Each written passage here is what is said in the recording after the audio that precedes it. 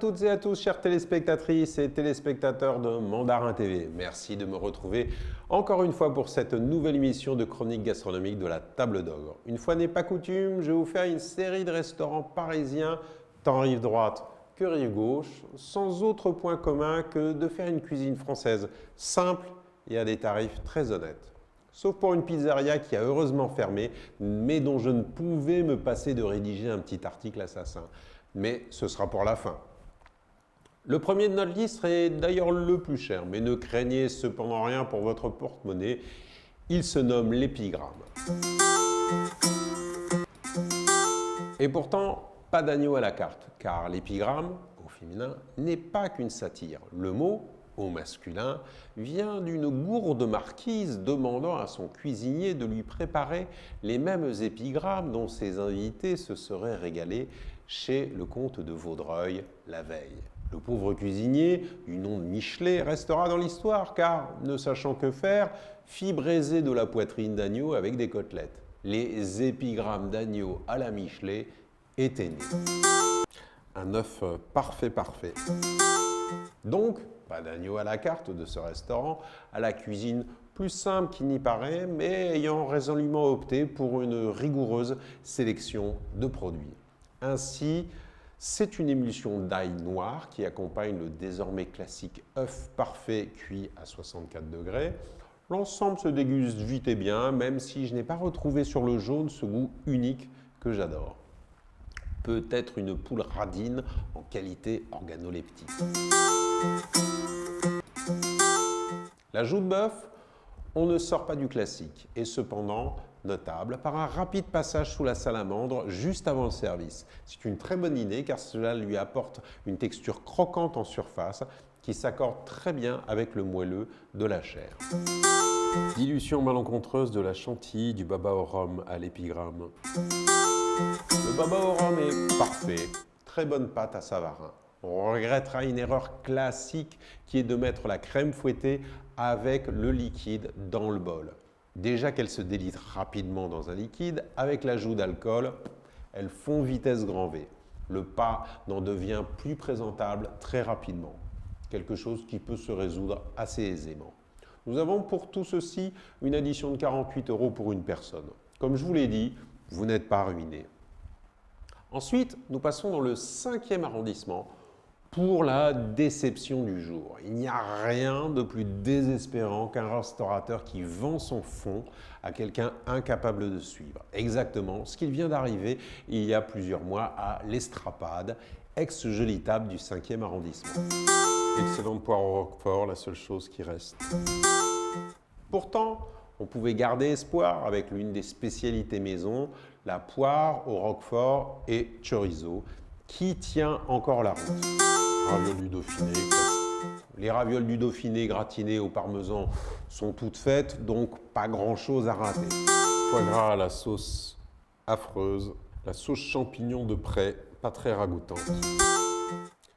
La dégringolade commence avec le foie gras poêlé, dont la sauce est tout sauf lisse. Hachage plus que rapide et approximatif des champignons vous font croire que quelqu'un a écorché le renard. La volaille fermière, une présentation dont on ne dira rien. Une volaille fermière désastreuse. La catastrophe court la basse-cour avec la volaille fermière ensuite à la présentation effrayante et affreusement desséchée. L'énormité de la pièce ne peut compenser le côté vraiment immangeable de la chair. Les voisins de table étaient sur le même constat. Échine de porc à la présentation un peu douteuse. La côte de cochon fermier fait la moitié du boulot, puisque d'une présentation aussi pitoyable, mais bien meilleure en bouche. Le canard. Le magret de canard sauve les plats. Nous avons décidé d'arrêter les frais et nous passer de dessert. Le choix des vins reste excellent, peut-être parce qu'il reste l'ancienne cave à vider. À l'Estrapade, la meilleure chose, le calvados. La serveuse est d'une grande efficacité et grande gentillesse, mais ne fait que ramer la pauvre pour sauver l'établissement du naufrage. Un calvados nous a été offert pour compenser le désastre.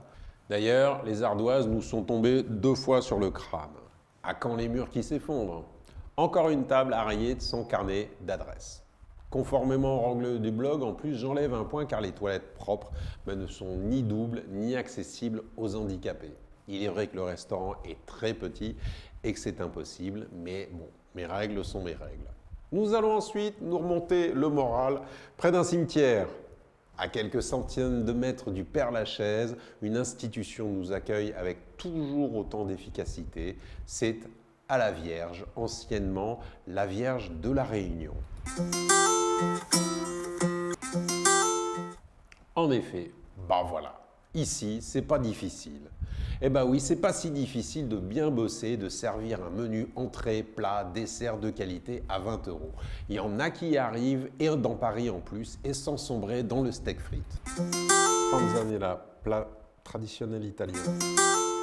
En vous proposant des entrées originales comme une panzanella sympathique préparation italienne dont le chef Tommaso Melilli parle bien mieux que moi que je ne pourrais le faire dans un article que vous pourrez retrouver assez facilement sur le site internet Slate.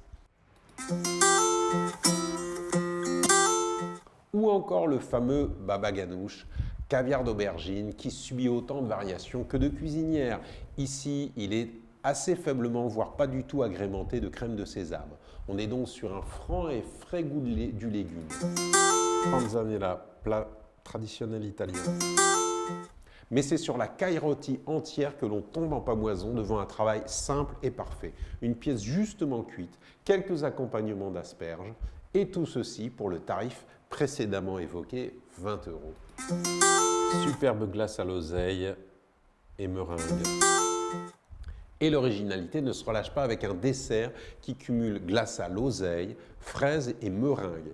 Il faut se souvenir que l'oseille, comme l'estragon ou la lavande, sont des végétaux qui peuvent pulvériser un palais si mal dosé. Ici, c'est littéralement parfait en équilibre et en alliance de goût. Excellent spumante. J'avais pris un apéritif très original, spumante trouble. On se doute que le reste de la carte des vins est dans la même optique de petits produits très recherchés et originaux et à des tarifs, là encore, ultra compétitifs. Mon seul vrai regret sera l'abandon de l'appellation ancienne Vierge de la Réunion pour simplement la Vierge. Cela est compréhensible car 99% de la population pensait que le restaurant proposait des recettes d'origine réunionnaise, alors que la Réunion invoquée est celle en 1863 des communes du Grand et du Petit Charonne. Pour notre prochaine adresse, nous restons rive droite, mais en redescendant vers le Marais qui regorge d'adresses alimentaires. Vue du bar du Trésor. Le Trésor fait partie de celles de confiance travaillant le produit maison orienté vers les spécialités auvergnates, dont l'incontournable aligot. Croustillant de pied de cochon.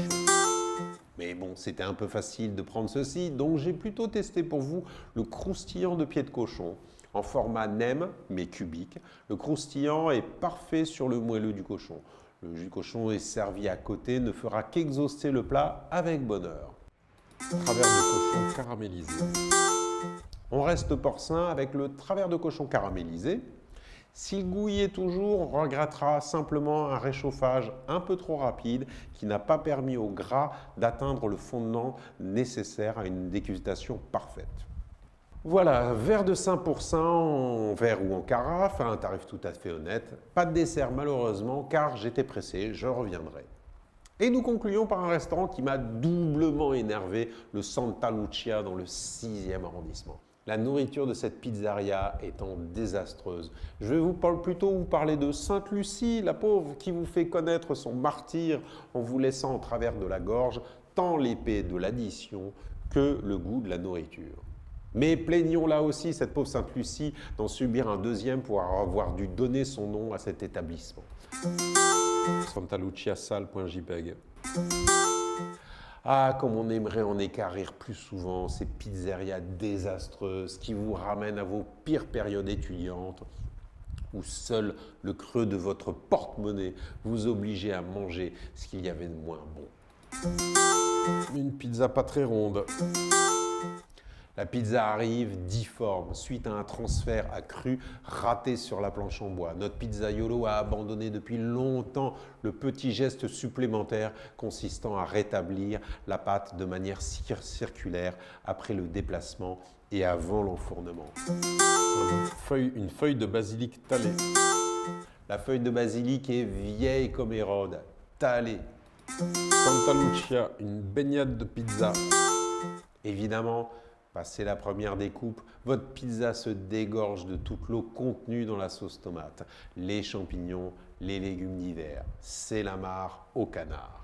Des coquilles d'œufs plein la pizza. Malgré tous ces efforts, notre pizzaiolo n'est pas arrivé à atteindre la nullité absolue, puisque la pizza n'est pas brûlée. Cependant, il nous étonne par son incapacité à casser un œuf proprement. En effet, c'est un foisonnement de coquilles que je retrouve dans mon assiette durant mon repas. Photo à l'appui. Vous vous douterez bien que je n'ai pas tenté les desserts. Voilà, ce sera tout pour aujourd'hui, chères téléspectatrices et chers téléspectateurs de Mandarin TV. Si vous n'avez pas eu le temps de noter toutes ces adresses, vous pouvez bien évidemment, comme toujours, les retrouver avec bien d'autres sur mon blog La Table d'Ogre. N'hésitez pas à me suivre sur Instagram, Facebook, tous les réseaux sociaux. Je suis aussi sur LinkedIn. Comme toujours, vous pouvez me contacter via WeChat, me suggérer des restaurants si vous en connaissez d'intéressants. À la semaine prochaine et bonjour chez vous.